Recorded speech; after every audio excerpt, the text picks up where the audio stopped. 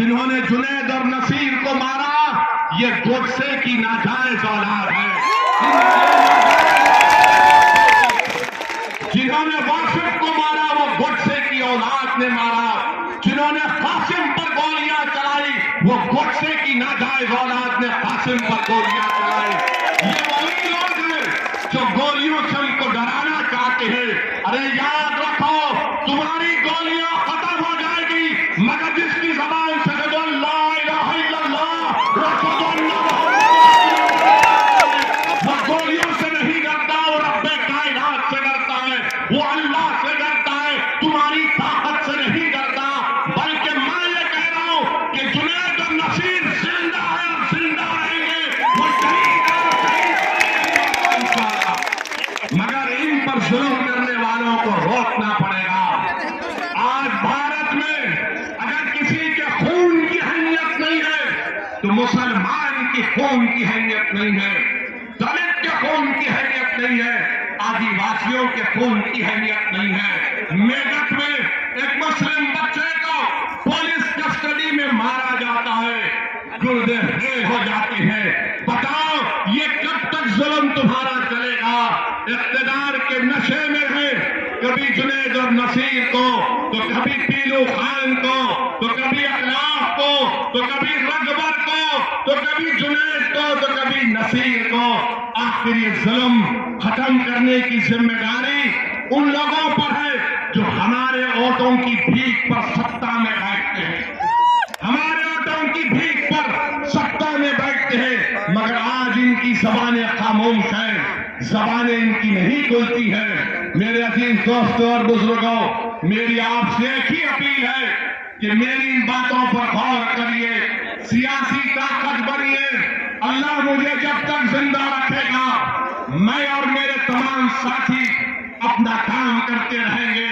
ये आपके ऊपर मुनस्सिर है, मैं आप पर छोड़ रहा हूं कि आप हमारा साथ देंगे या नहीं देंगे। जमहूरियत है, आप जिसको चाहे वोट दे या ना दे, मगर याद रखो, अगर आप अपने वोट की अहमियत चाहते हैं, अगर आप अपने बच्चों की तालीम चाहते हैं, अगर आप अपनी बच्चियों की तालीम चाहते हैं, अगर आप मान सम्मान चाहते हैं, तो आपको हिस्सेदारी की लड़ाई में लड़ना पड़ेगा। अगर कोई आकर आपसे पूछेगा कि क्या ओवैसी वोट काटने आया है, तो उसको पूछना कि काटने नहीं आया, वो जोड़ने आया है। आप बताओ कि भारत की पार्लियामेंट में बीजेपी के 3 MP जीत जाते हैं।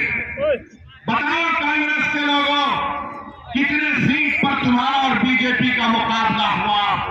राजस्थान की हर लोकसभा की सीट पर बीजेपी जीत गई। मैं जिम्मेदार कैसे हो सकता हूं?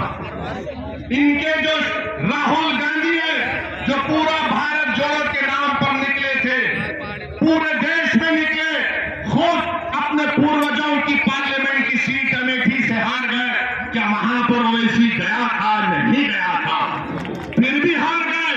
और कहां से जीते? उस पार्लियामेंट की कॉन्स्टिट्यूंसी से जीते जहां पर 30% मुसलमान थे, जहां पर मुसलमान थे जीत गए, और वहां पर हार गए अमेठी से।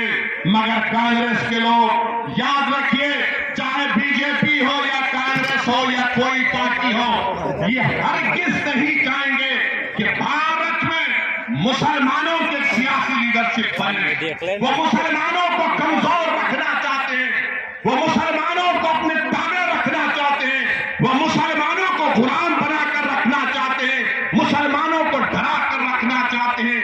मैं आपसे कह रहा हूं कि आपको डरने की जरूरत नहीं है। ये देश हमारा था, है और रहेगा। ये देश हमारा है। इस देश का आईन पढ़िए, संविधान को पढ़िए। अरे जब सबको हक मिल सकता है, इज्जत मिल सकती है, तो भारत का मुसलमान क्यों पीछे हो जाता है? मैं आज तक ये चैलेंज कर रहा हूं, बताओ भारत के मुसलमान में और राजस्थान के मुसलमानों में कितने पढ़े लिखे लोग हैं? कितने स्कूल के बाहर सबसे ज्यादा दलितों के बाद अगर कोई है तो मुसलमान है। इसका जिम्मेदार कौन है? बेरोजगारी हमारे बच्चों का मुकद्दर बनता जा रहा है। मेरे अजीज दोस्तों, नौजवानों, बुजुर्गों, आपसे अपील कर रहे हैं कि आप मुत्तहिद हो जाइए, मजलिस का साथ दीजिए। अगर आप साथ देंगे तो हम एक नया माहौल पैदा कर सकेंगे। कांग्रेस में तो माशाअल्लाह बहुत लड़ाई चल रही है, कांग्रेस में बहुत लड़ाई चल रही है।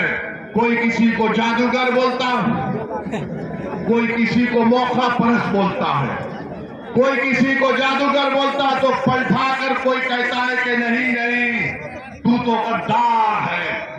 अब आपको फैसला करना है।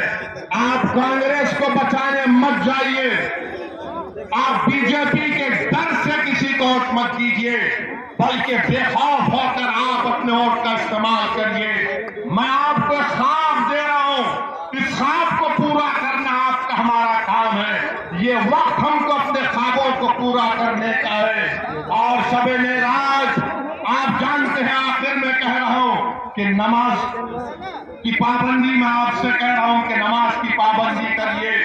50 नमाजों से 5 नमाजों पर फर्ज कर दिए गए। नौजवानों, अपने अल्लाह से रिश्ते को मजबूत करो, अपनी मस्जिदों को आबाद रखो। नौजवानों, अपने मस्जिदों को आबाद रखो। नौजवानों, मस्जिदों को आबाद रखो। अल्लाह की रस्सी को मजबूती से थाम लो, अल्लाह की रस्सी को मजबूती से थाम लो। अपने दिलों में सिर्फ अल्लाह की मोहब्बत, उसका खौफ पैदा करो। अपने दिलों में रसूलुल्लाह सल्लल्लाहु अलैहि वसल्लम की मोहब्बत को पैदा करो। याद रखो, जब तुम अपना सर अपने दिल के साथ अल्लाह के सामने 5 वक्त की नमाज में झुकाओगे तो अल्लाह हमको कामयाब और कामरान करेगा। नमाजों की पाबंदी करो।